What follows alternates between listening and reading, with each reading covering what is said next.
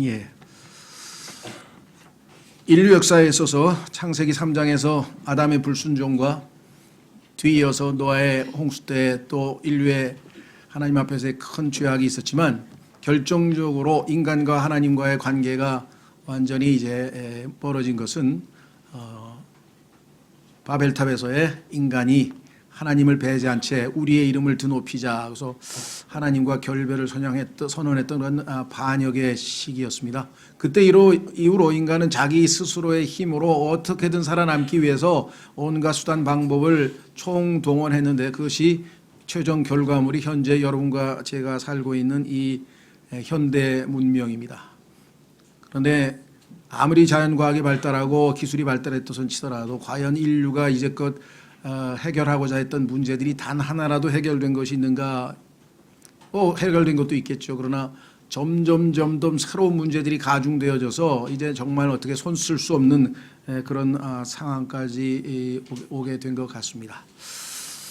오늘 우리가 오후에 살펴볼 그 전도서에 보면 이런 말씀이 써 있어요. 한번 제가 읽어드리니까 가만히 들어보십시오. 이렇게 써 있습니다. 그 어리석은 치리자에 대한 이야기가 하나 나와 있는데요. 내가 해 아래에서 본 한 가지 악이 있는데 그것은 치리자에게서 나오는 실수와 같은 것이라. 국가의 치리자 한 사람이 잘못을 저지르게 되면 그 밑에 전 국민이, 다윗의 한 사람의 잘못으로 7만 명이 죽는 심판이 하나님께 임했고요. 그렇죠? 구약에서도 보면은 치리자 한 사람 때문에 얼마나 많은 일들이 벌어지는지. 현대도 마찬가지입니다. 현재 우리가 처해 있는 이야기를 근세사 얘기를 안 하더라도 정말 문명국 영국이라고 하는 나라에서 그 치리자 한 사람이 어떻게 실수를 했는지 이 브렉시트라고 하는 쓸데없는 일이 터져가지고 전 영국이 지금 앞뒤를 지금 좌우를 가늠하지 못한 정도의 혼돈에 빠진 것을 우리가 보게 됩니다. 어쨌거나 이 땅에 어느 나라든 그런 일이 없겠습니까? 그래서 하나님께서는 이 땅에 이 온 우주, 하나님을 반역하고 하나님과 저버렸던 인간들에게 모든 문제의 해결자로, 이들을 구출하시는 구원자로 이 땅에 찾아오셨는데 그것은 아주 신비로운 방법으로 하나님께서 하셨죠. 그래서 오늘 기록된 이 두 말씀 속에 하나님께서는 인류에 대한 모든 해답을 제시해 놓고 계신데, 그래서 오늘은 주의 만찬 우리가 기억하기 위해서 이 한 아이가 태어났는데 라는 제목으로 예수 그리스도에 대해서 한번 살펴보려고 합니다. 자, 제목은 한 아이가 태어났는데, 이 땅에 태어난 아이가 한둘인가요? 한 아이가 태어났는데 어쨌다는 거냐? 그럼 할 말이 없지만 이 아이가 어떤 아이인지를 알면 우리가 참으로 하나님 앞에 엎드려 경배할 수밖에 없겠죠. 자, 700여 년 전 이사야를 통해 선포된 짧은 예언, 이 두 절밖에 안 되죠. 이 짧은 예언 속에 인류 역사를 관통하는 엄청난 계시가 숨겨져 있습니다. 한 아이가 태어날 터인데 그 아이는 다름 아닌 주 예수 그리스도이십니다. 하나님께서는 단 두 절 속에 예수 그리스도에 관한 세 가지 엄청난 사실을 계시해 놓으셨습니다. 자, 우리는 첫 번째, 그분의 절대적인 신격. 자, 한 아이가 태어났는데 그 아이는 보통 아이하고는 다른 아이다. 그 아이는 온 우주 만물을 창조하신 하나님께서 이 땅에 인간으로 태어나기 위해서, 그렇죠, 사용하신 그러한 아이다.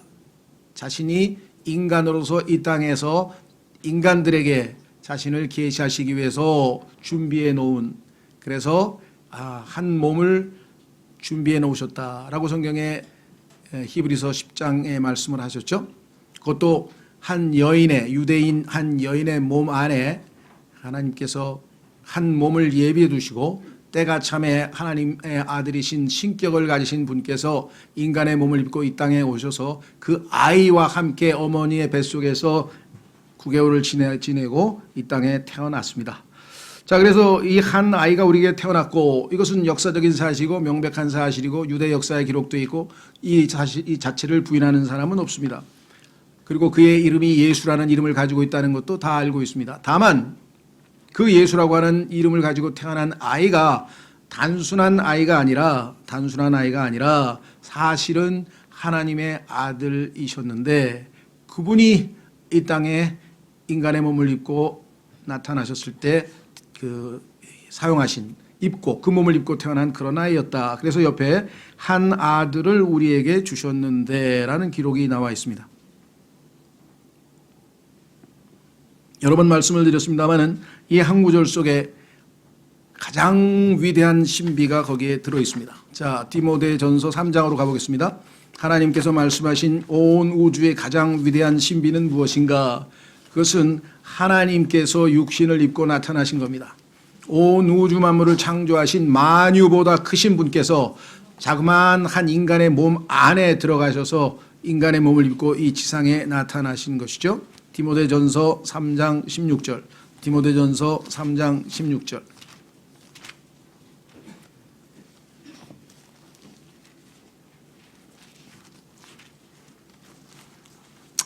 디모데전서 3장 16절.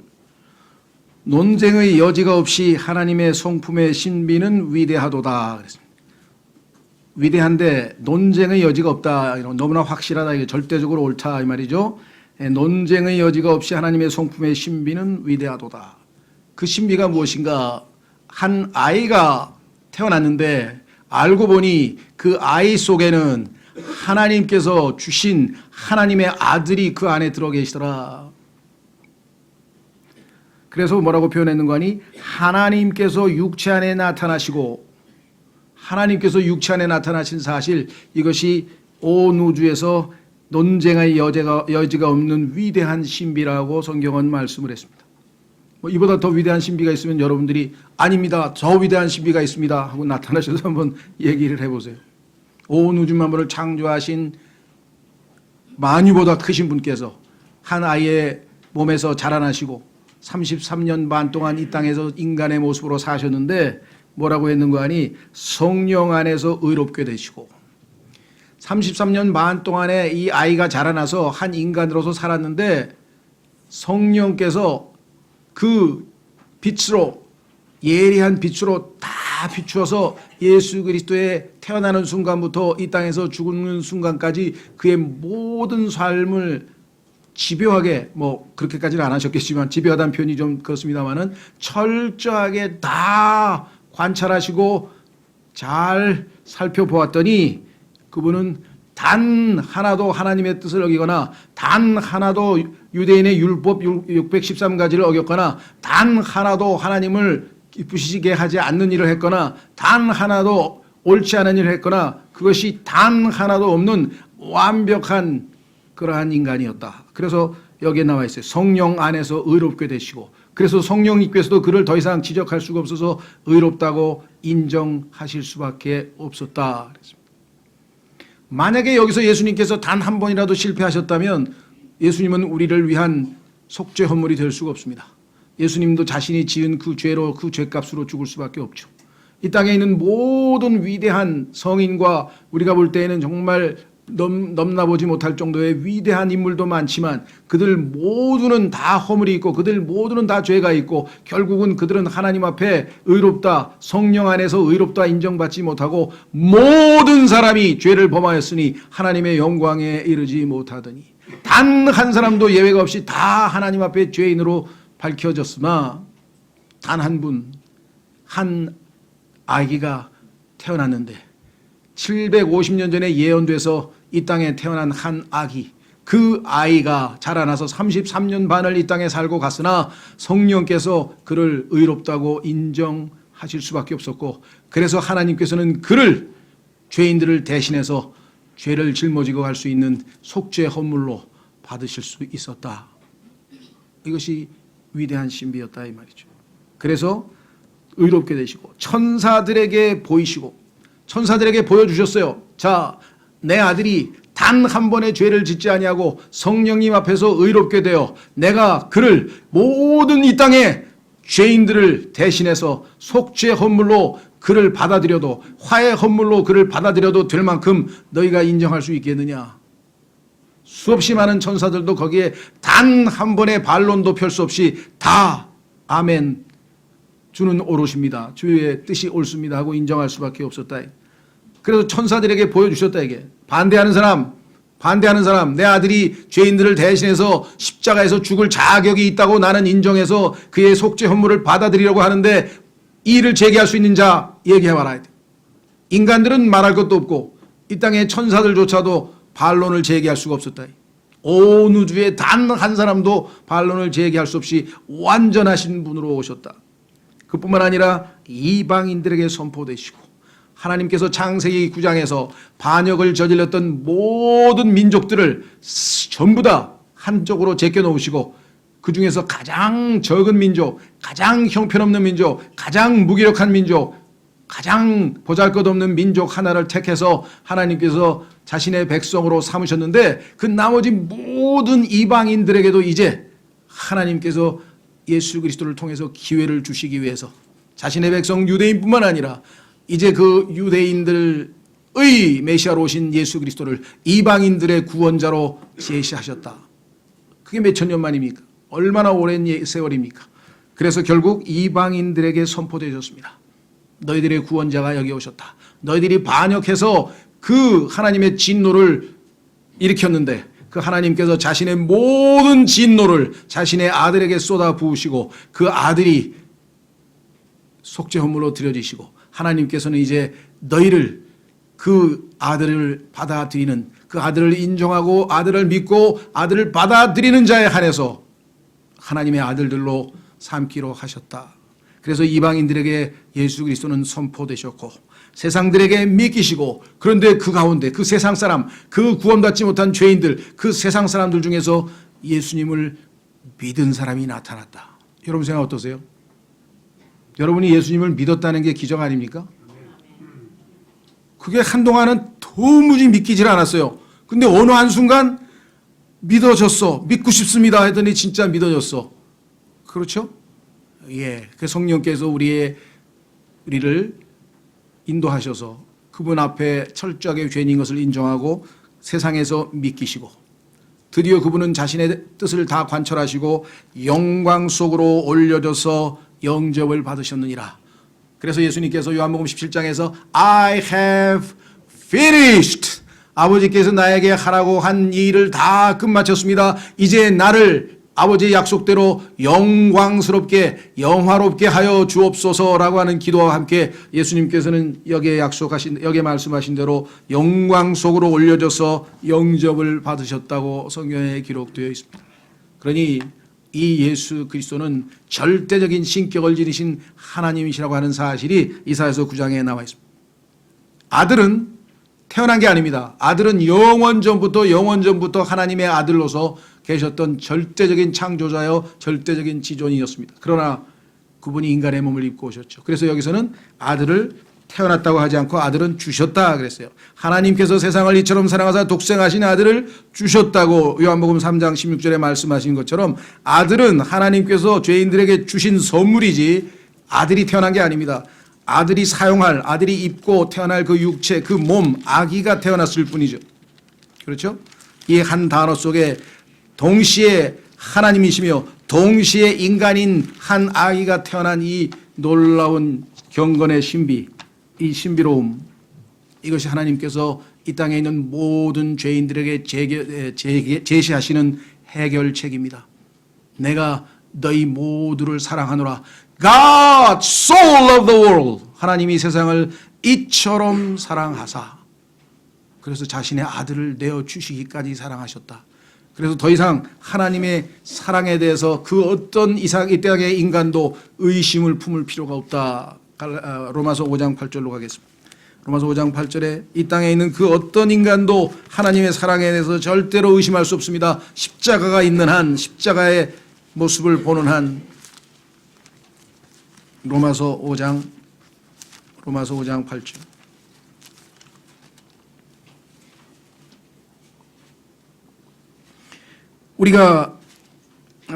로마서 5장 8절. 우리가 아직 죄인이었을 때 그리스도께서 우리를 위해 죽으심으로 하나님께서 우리를 향한 자신의 사랑을 당당히 제시하시느니라. 세상 사람들에게 내가 얼마나 너희를 사랑했는지 내 아들을 내어 주기까지 사랑했노라. 그 사랑을 데살로니가 후서에서는 진리의 사랑이라고 했는데 너희가 그 진리의 사랑을 거부하여 받아들이지 아니하여 구원을 받지 못하였느니라. 구원받지 못한 사람들은 주신 선물을 받아들이지 않았을 뿐 이 땅에서 지옥에 가는 방법은 딱 하나뿐입니다. 무슨 죄를 지어도 아무리 큰 죄를 지어도 예수 그리스도를 믿으면 지옥에 안 갑니다. 그러나 아무리 훌륭한 일을 많이 해도 딱 한 가지를 안 하면 지옥에 갑니다. 하나님이 주신 아들 예수 그리스도를 선물로 받아들이지 아니하면. 이 땅의 모든 인간의 죄는 두 가지로 나뉘어집니다. 하나님께서 하라 그랬는데 안 한 죄가 있고 하지 말라 그랬는데 한 죄가 있습니다. 하지 말라 그랬는데 우리는 수없이 많은 죄를 졌습니다. 그러나 그 모든 죄를 예수 그리스도를 통해서 하나님께서는 용서하셨습니다. 그런데 하나님께서 하라 하신 것도 우리는 거의 안 했습니다. 하나님께서는 다 용서하셨습니다. 한 가지만 용서하실 수 없습니다. 그것은 하나님께서 주 예수 그리스도를 믿으라. 내 아들에게 입맞추라. 내 아들을 사랑하라. 내 아들을 받아들이라. 내 아들을 인정하라. 왜? 이는 내가 사랑하는 아들이니 내가 그를 매우 기뻐하노라. 내가 기뻐하는 내 아들을 너희가 사랑하라. 받아들이라. 믿으라. 그게 하나님께서 이 땅에 있는 모든 인류에게 요구하시는 딱 하나예요. 왜? 그 아들이 아버지의 뜻을 헤아리고 이 땅에 내려와서 아버지가 원하시고는 모든 뜻을 목숨을 생명을 내어주기까지 다 이루시고 아버지를 만족시켜 드렸기 때문입니다. 자, 그래서 첫 번째는 절대적인 신격. 아무리 교회를 열심히 다니고 아무리 목사를 하고 아무리 신학교 교수가 돼도 이 예수 그리스도가 참 하나님이심을 알지 못한 채 그분을 훌륭한 도덕 선생이요 그저 존경할 만한 한 인물로 받아들였다면 절대로 그에게는 구원이 있을 수가 없습니다. 첫 번째, 그분의 절대적인 신격을 우리가 인정할 수 있습니다. 두 번째, 이 말씀에서 계시하시는 것은 그분의 풍성한 선물입니다. 하나님께서 이 땅에 있는 모든 죄인들에게 얼마나 큰 선물을 주셨는지 한번 보겠습니다. 첫 번째는 그의 어깨에는 정권이 놓이고 그랬습니다. 이 정권이 나중에 7절에 보면 영원토록 지속된다고 했기 때문에 이거는 미래 이제 예수 그리스도의 이 땅 지상 통치에 대해서는 3번에 가서 얘기하고, 두 번째 밑으로 가시면 그분의 풍성한 선물이 있는데 첫째는 뭐냐? 그의 이름은 놀라우신 이. 여러분이 아마 이 세상에 있는 인물 중에서 여러분 보시기에는 야 하고 입에 감탄사가 나올 정도로 놀라운 사람이 누굽니까? 젊은 사람들은 스티브 잡스 정도 되나요? 아니면 돈 잘 버는 사람은 아마존의 누구입니까? 무슨 조스인가? 나 이름도 이제 모르겠네. 제프 베이스인가? 조이스인가? 하여간 여러분 보기에는 그냥 어느 정도가 돼야 방탄소년단 정도에 와 합니까? 전혀 그런 게 저한테는 와가 되질 않아요. 왜? 예수님이 대문자 wonderful 예수님 정도가 돼야 와. 더 이상 예수님을 만나는 순간 이 세상의 그 어떤 것도 원더풀하지 않아요. 진정한 경이로움 예수 그리스도.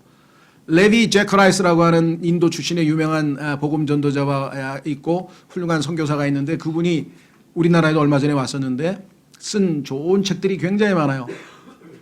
특히 아주 아픈 고통스러운 사람들에 대해서 많이 썼는데 예를 들면 아플수록 더 가까이 이런 제목도 있고요. 그 중에 하나가 경이로움이라는 책이 있어요. Wonder. 경이로움에 full 가득 차신 분이에요. 우리는 이 세상에서 너무 미지근하고 뭐가 그냥 지루하고 그냥 하루가 왜 이렇게 안 가나 이게 이래. 이건 그리스도인의 삶이 아니에요. 그리스도인의 삶은 매일매일 경이로워야 돼요. 그렇죠? 와, 하나님 정말 놀라우시다.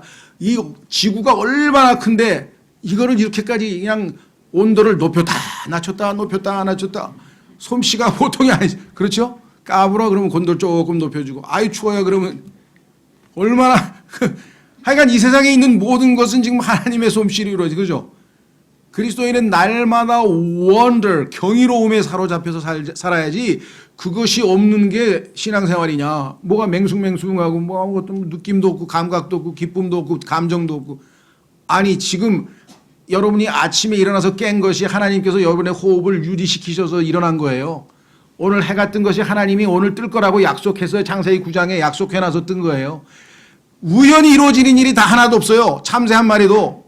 그러한 모든 것의 경이로움 가운데 하나님을 찬양하고 경배하고 그러한 하나님의 임재를 느끼고 그분과 동행하는 삶이 그리스도인의 삶이에요. 근데 우리는 너무나 그냥 타성에 젖어서 오늘 햇빛 떴구나. 아니에요. 하나님께서 해가 뜨게 한다고 지구가 멸망할 때까지는 그렇게 계속 하시겠다고 약속하셔서 해가 뜬 거지 그냥 뜬 게 아니에요. 해가 진 것 마찬가지입니다. 하나님께서 지게 하신다고 약속하셨어요. 우리의 숨이 지금 계속해서 호흡기관이 숨을 쉬고 있는 것도 하나님의 약속에 근거해서 모든 것이 이루어지는 것입니다. 자, 그래서 놀라우신 분이에요. 그런데 성경에 보면 이 놀라우신 분 옆에 뭐가 붙어 있냐면 여기는 좋은 자라 그러죠. 좋은 자. 카운슬러, 뭐 상담자라고도 할 수 있고요. 카운슬러. 자, 이 땅에 있는 인간은 정말 상상을 초월하는 온갖 문제투성이에서 살고 있습니다. 그래서 문제투성이의 세상에서 놀라운 좋은 자로서 이 땅에 오셨어요. 수고하고 무거운 짐진 자들아. 이 땅에서 여러분이 정신적인 괴로움이 있던 경제적인 괴로움이 있던 물질적 뭐가 있든 간에 하여간 힘들고 어려운 모든 사람들은 다 내게로 오라. 그런데 이 땅에 인간치고 그렇지 않은 인간이 있나요? 한번 확인해 보겠습니다. 욥기 5장. 욥기 5장.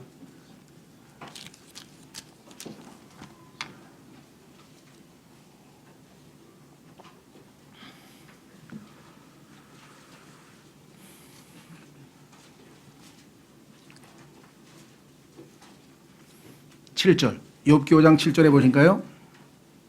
불티가 위로 날아가는 것 같이. 불티가 밑으로 내려가는 건 못 보셨죠? 불티는 다 위로 올라갑니다. 가벼워서. 불티가 위로 날아가는 것 같이. 너무나 당연하다 이 말이죠. 뭐가? 사람은 고생하려고 태어나니라. 그러니까 힘들어. 그 소리 할 필요 없어요. 왜? 힘들라고 태어난 거예요. 태어난 것 자체가 이 땅이 죄 가운데 인간이 절로는 죄악과 반역 때문에 힘들게 되어 있는 상태에서 태어나는 거예요. 그래서 여기 나와 있잖아요. 태어나 보니 결과가 뭐예요? 뒤에 unto trouble. Man is born unto trouble. 문제투성이의 세상이에요. 지금 여기가 상상을 초월하는 문제투성이의 세상에서 하나님께서는 수고하고 무거운 짐진 자들아 다 내게로 오라. 무엇이 문제냐? 와서 상담하라 이거예요. Wonderful. 놀라운 상담을 해줄 테니까. 노인 상담, 뭐 심리 상담, 청소년 상담, 뭔 상담, 별 상담이 다 있어요. 아무짝에도 소용없어요.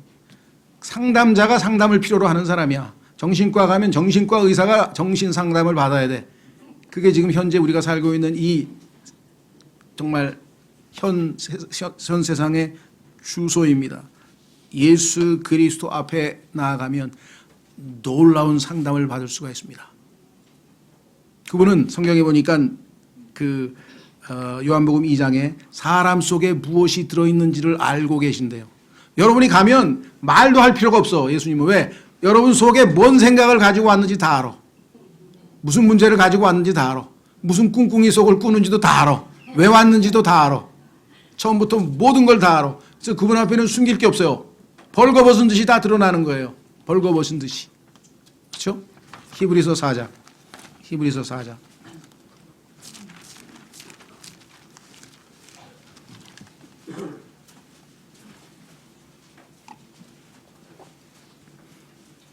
히브리서 4장 12절.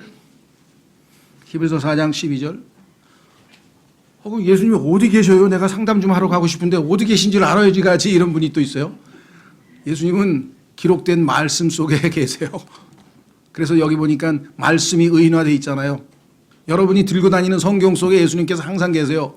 예수님을 믿은 사람은 예수님 여러분 속에 계세요. 12절.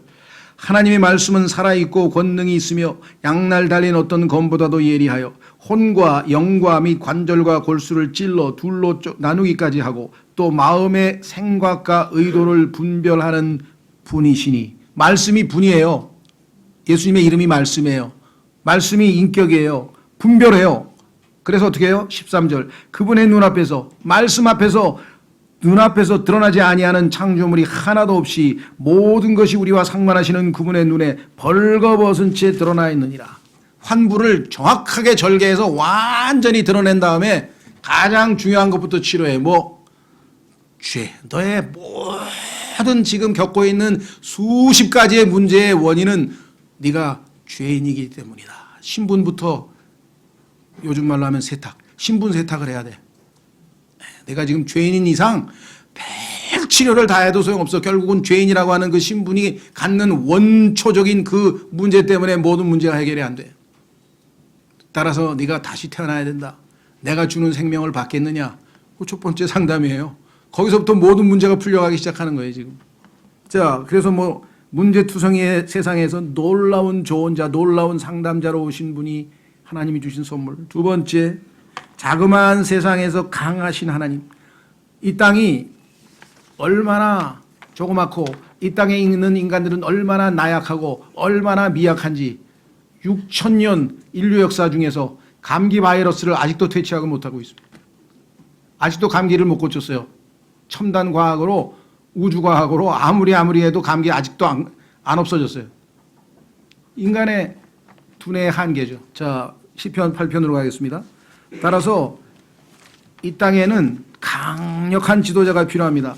이 땅의 모든 문제를 일시에 제거할 수 있는, 그렇죠? 인간의 나약함을 완전히 다 해결해 줄 수 있는 강력한 지도자가 필요해요. 시편 8편 3절. 시편 8편 3절. 주의 하늘 들고 주의 손가락으로 지으신 작품과 주께서 정하신 달과 별들을 내가 깊이 생각하오니. 이분은 지금 우리보다 훨씬 관찰을 많이 하신 것 같아요. 이 시편 기자는. 우리는 뭐 이과수 폭포나 뭐 나야가라 폭포나 그 앞에만 가도 벌써 기가 죽어가지고 그렇죠? 빙하 앞에 가서도 그냥 입이 떡 벌어지는데 여기는 지금 뭐라 그랬습니까?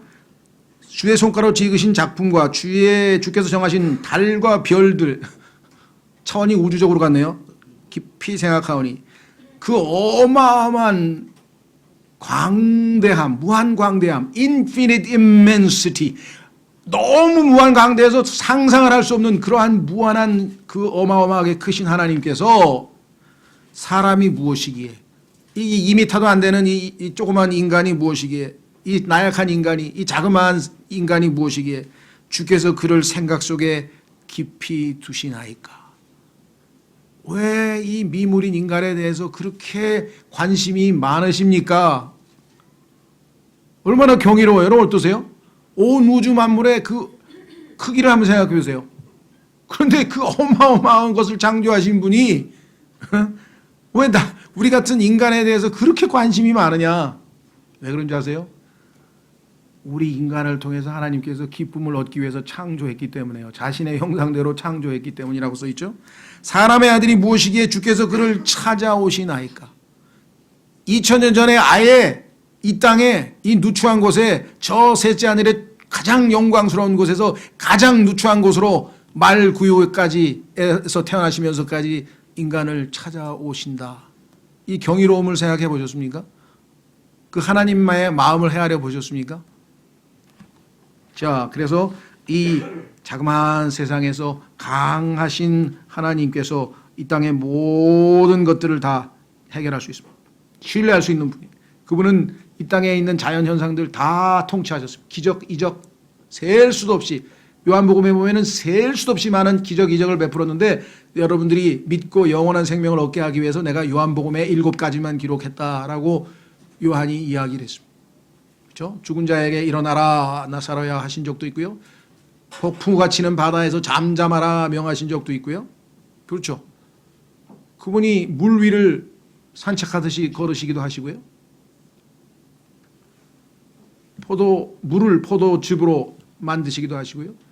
그런데 그 기적들이 셀 수가 없는데 몇 가지만 기록해 놨다 그랬어요. 자, 그분이 얼마나 강하신 하나님이신가를 이 땅에 알려주기 위해서 저 인간의 창조주가 얼마나 강하신 놀라우신 분인지, 그 창조주를 버리고 떠난 인간이 얼마나 어리석은지.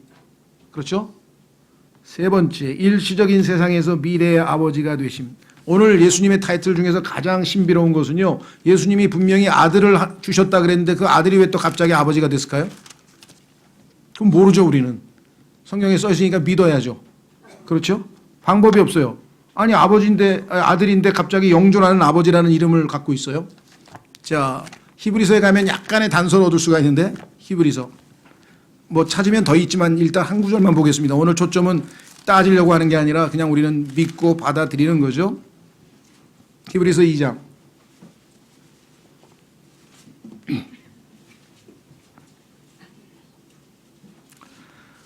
11절, 히브리서 2장 11절. 거룩히 구별하시는 분과 죄송합니다. 거룩히 구별된 자들이 다 하나에서 났으니 이러한 까닭에 그분께서 그들을 형제라 부르기를 부끄러워하지 아니하시고 이르시되 내가 주의 이름을 내 형제들에게 밝히 보이고 교회의 한가운데서 노래로 주를 찬양하리이다 하시며. 제가 분명히 형제라 그랬습니다. 그러면 하나님의 아들의 신분인데 갑자기 아버지의 신분으로 격상됐어요. 13절. 또다시 내가 그분을 신뢰하리라 하시고 또다시 나와 하나님께서 내게 주신 자녀들을 보라 하시느니라. 금방 형제라 그랬다 금방 자녀라 그랬네요. 자, 그래서 예수 그리스도는 이 땅에 있는 모든 인간들에게 영원한 미래의 아버지로서 이 땅에서 살아가는 인간들에게 있어서 가장 중요한 것이 아버지죠. 그렇죠? 그래서 뭐 세상에서도 보면은 그 아버지 없는, 아비 없는 자에 대해서 얼마나 불쌍하게 여기고 거기에 대해서 다양한 형태의 뭐 이야기들을 많이 하는데, 여기서 길게 얘기할 것 없이 이 땅에 있는 보호자 없이, 아비 없이 떠돌아다니는 모든 인간들에게 예수님께서는 영원한 미래의 아버지가 되신다. 그래서 여기서 일시적인 세상 언젠가 끝나버리죠. 그러나 예수님께서 오셔서 영원한 생명을 주시고 부활하시고 이 모든 것을 통해서 그분은 영존하는 아버지이심을 만천하에 알려주셨습니다. 이 땅에 갈 곳 없이 미아라 그러죠. 실존주의자들이 인간은 길을 잃어버린 자다. 미아. 여러분들 이 땅에서 살면서 그 길 잃어버린 적 있습니까? 부모님이 잃어버린 적 있냐고요. 엥 하고 막 난리치고 울고 가는 애 보셨어요? 엄마 잃어버려가지고 엄마 아버지 찾고. 이 땅에 사는 인간들이 하늘에서 하나님이 보시면 전부 다 그런 길 잃어버린 애들이에요. 엄마 아버지 엄마 아버지 그 울고 돌아다니는 아이들 찾아오셨어요. I once was lost but now I am found. 드디어 발견됐구나. 하나님이 날 찾으셨구나. 아버지가 날 찾았어. 길 잃어버려서 집도 모르고 아무 데도 갈 데 없는데 아버지가 날 발견했어. 찾았어. 난 집으로 가는 거야. 그죠? 그 바로 예수님이 우리의 보호자 되시고 영원한 미래의 아버지가 되신다. 너희는 구하가 아니다. 너희가 길 잃어버린 자가 아니다. 너에게는 아버지가 있다. 네 번째 마지막, 불안한 세상에서 평화의 통치자이시. 지금 살고 있는 이 세상의 불안함은 뭐 우리가 이루 말할 수도 없죠. 다양한 형태의 불안이 우리를 엄습하고 있습니다. 최근에는 이 기후 때문에 프랑스에서 젊은이들이 이렇게 피켓을 들고 대통령 궁 앞에 가서 데모를 했는데, 데모의 내용이 지금 뭐냐면 프랑스에서 2050년쯤 되면 지금과 같이 지구가 점점 더워지면 2050년쯤 되면 프랑스가 50도, 그러니까 섭씨 50도의 기온을 보일 것이다. 이렇게 예측을 했고 거기에 대해서 정부가 대책을 세워라 하고 지금 굉장한 여론이 들끓었는데 2019년이에요, 지금이. 그런데 프랑스에서 49.6도를 기록했어요, 온도가. 물론 남부지방에. 파리는 39도. 파리는 39도에서 지금 에펠탑의 철이 지금 녹느냐 마느냐 그러고 있는데, 밑에 남부지방에는 49.6도가 됐어요. 50도가 지금 곧 될까 말까 하고 있는 거예요. 그러니까 2050년에 된다는데 무슨 놈의 예측을 그따위로 해가지고 2019년에 벌써 우리 다 얼어 죽는 게 아니지. 지금 뭐라 그래. 쪄 죽게 만들었냐 하고 지금 대통령한테 항의하러 집회하러 갔어요. 젊은 사람들이. 상상해 보세요. 49.6도가 어떤 정도의 온도인지는 뭐 경험이 도저히 안 되는데 뭐 날씨에 대한 미래에 대한 이 지구의 그 환경 파괴에 대한 불안이 말할 것도 없습니다. 지금 뭐 빙하도 다 녹아내리고요. 뭐 하여간 모든 시스템이 다 엉망진창이 돼서 어디서부터 어디서 손을 댈지 모릅니다. 또 어제는 뭐 베트남에서 그냥 뭐 바다에서 뭐 쓰레기 그 뭐 플라스틱 쓰레기가 그냥 막 어마어마하게 나와가지고 자 이것뿐입니까? 뭐 전쟁에 대한 불안서부터 핵폭탄에 대한 불안서부터 시작해서 정말 셀 수 없이 많은 불안들이 가중합니다. 그렇죠? 우리나라 그 통계해 보니까 82.3세인가 그렇더라고요. 우리나라의 그 평균 나이가. 그런데 건강 나이가 있어요. 건강하게 사는 나이는 64.9세예요. 그러니까 64.9부터 나머지 17년 동안은 아프게 산다는 거예요. 그냥 사는 게 아니라. 그러니까 아프게 뭐하러 살아야 64.9세에 그냥 가는 게 제일 낫지. 물론 건강하게 살 수 있는 사람은 더 살아야 되겠지만. 그러니까 참 생명 연장시킨다는 게 무슨 의미가 있는지, 과학은 문제를 더 만들어내지 문제를 해결하는 게 아닙니다.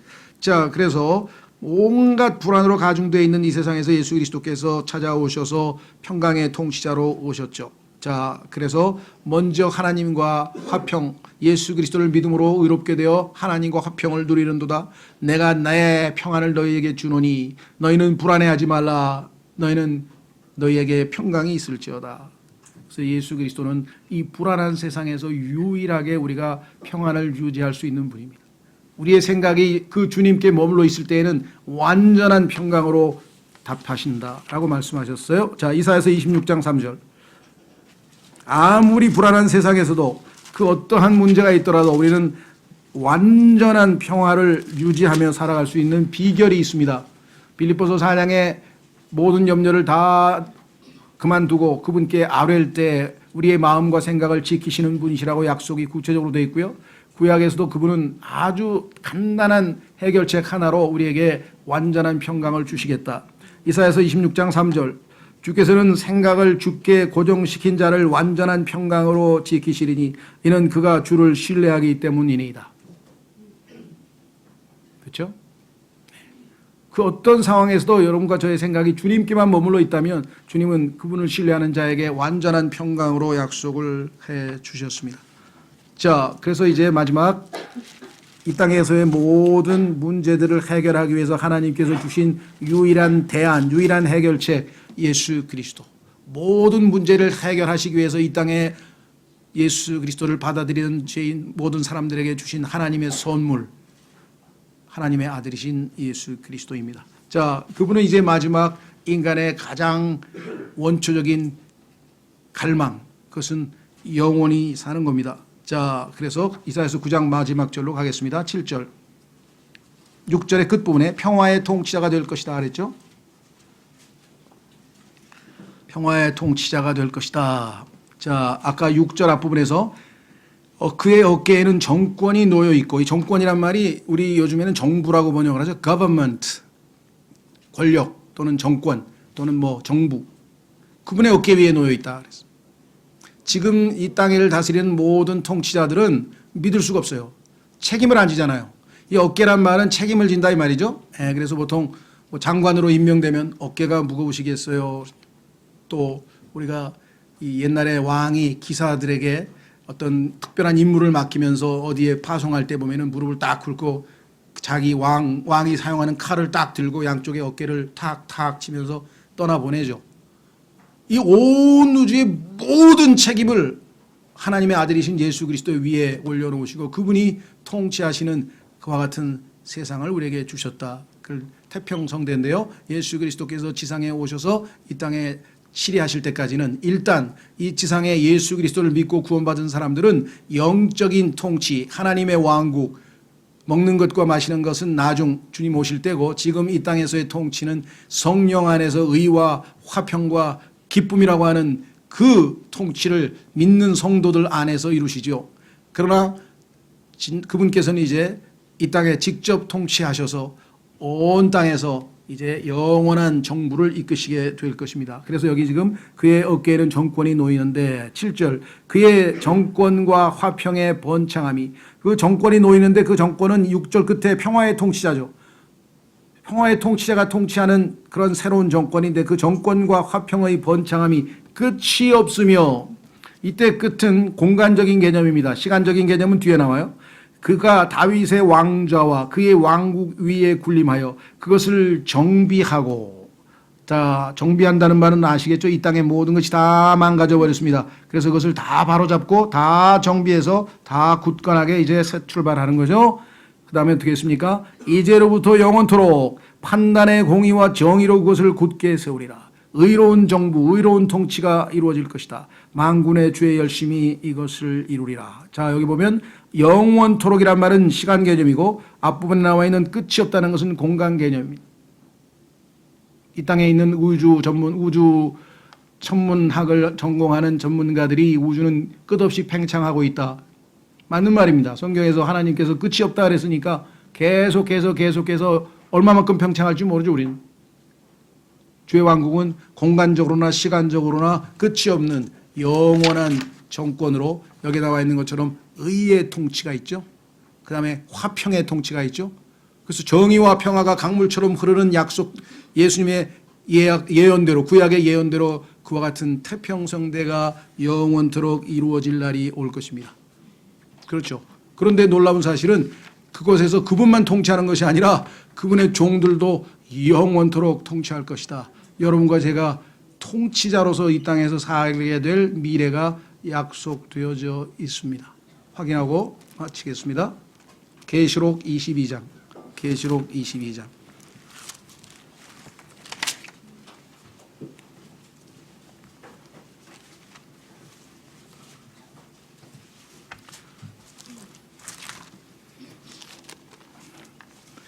우선 6절부터 20장 6절부터 보겠습니다.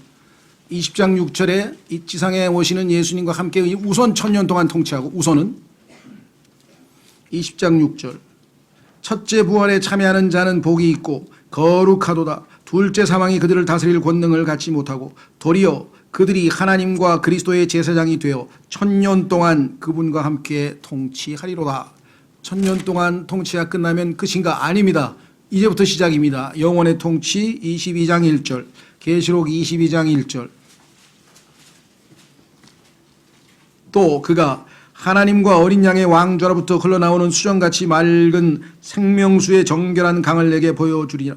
그 도시의 거리 한가운데와 강의 양쪽에는 생명나무가 있어서 그것이 12종류의 열매를 맺고 달마다 자기 열매를 냈으며 그 나무의 잎사귀들은 그 민족들을 치유하기 위하여 있더라. 다시는 저주가 없었으며 오직 하나님과 어린 양의 왕좌가 그것 안에 있으리니 그분의 종들이 그분을 섬기며 그분의 얼굴을 볼 것이요 그분의 이름이 그들의 이마 안에 있으리라. 거기에는 밤이 없겠고 등잔불이나 햇빛이 그들에게 필요 없으니 이는 주 하나님께서 그들에게 빛을 주시기 때문이라. 그들이 영원 무궁토록 통치하리라. 영원 무궁토록 통치하리라. 하나님께서는 한 아이를 이 땅에 보내셔서 자신의 모든 계획을 일거에 다 성취하셨습니다. 하나님께서 인간의 몸을 입고 이 땅에 찾아오신 위대한 신비, 논쟁의 여지가 없는 그 신비를 통해서 이 땅에 이 어마어마한 이 신비를 알지 못한 채 정말 살아가는 그 인간 군상들의 모습을 보면 딱하지 않습니까? 해결책이 여기 있는데 하나님께서 말씀이 내 입에 있다 그랬어요. 그 말씀을 믿으면 구원받는다 그랬어요. 그런데도 그것을 거부하고 있는 이 땅에 수없이 많은 인간 군사들의 모습을 보면서 딱하지 않아요. 그렇죠. 그래서 여러분과 제가 때로는 입술을 열어서 때로는 기도를 통해서 때로는 권면을 통해서 때로는 책을 사주면서 어떻게든 그들이 이 하나님이 주신 아들, 이 태어난 아기에게로 우리가 인도하고자 하는 것이죠. 오늘 여러분과 저는 우리에게 선물 오신 이 주님을 다시 한번 기억하고 우리가 소망 가운데 이분을 기다리는 삶을 살기를 바랍니다. 예, 우리 홍용만 형제님 나오셔서 빵을 위해서 기도해 주시고 윤재근 형제님 잔을 위해서 기도해 주시면 감사하겠습니다.